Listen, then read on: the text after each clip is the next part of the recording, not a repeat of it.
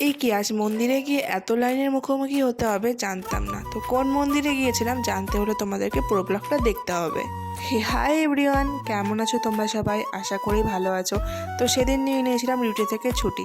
তো ছুটি নিয়ে ঘরে বসে থাকার থেকে আমার বেস্ট ফ্রেন্ড বললো চল মন্দির থেকে ঘুরে আসি। তাই আমি বললাম চলো যাওয়া যাক।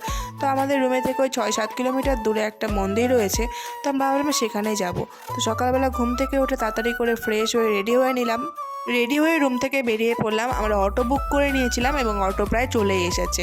আর সেদিনের ওয়েদারটা ছিল ভীষণই ভালো, প্রচণ্ড রোদ ছিল কিন্তু সেরকম একটা গরম ছিল না। দেখতে দেখতে আমাদের অটো চলে আসে, আমরা অটোতে উঠে পড়ি। আমাদের রুম থেকে ওই মন্দিরটা যেতে প্রায় 15-20 মিনিটের মতো সময় লাগবে, ম্যাপে দেখাচ্ছিল।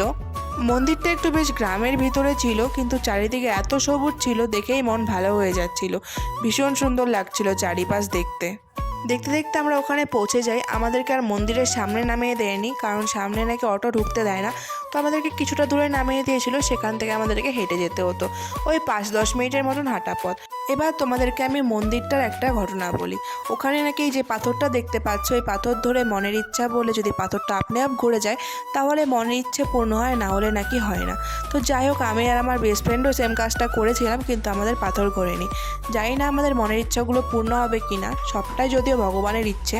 মন্দিরটার নাম ছিল মারাকাটা শিবলিঙ্গম টেম্পল। সেদিন প্রচণ্ড ভিড় থাকে, আমি সেরকম কোনো একটা ক্লিপ নিতে পারি না। তারপর আমাদের পুজো দেওয়া হয়ে গেলে ওখান থেকে বেরিয়ে চলে যাই রুমে। তো আজকের মতো মিনি ব্লগটা এতটুকুই। ভিডিওটি ভালো লাগলে লাইক, কমেন্ট, শেয়ার করতে ভুলবে না। দেখা হচ্ছে এরকম আরও একটি মিনি ব্লগের সাথে। ততক্ষণের মতন টাটা।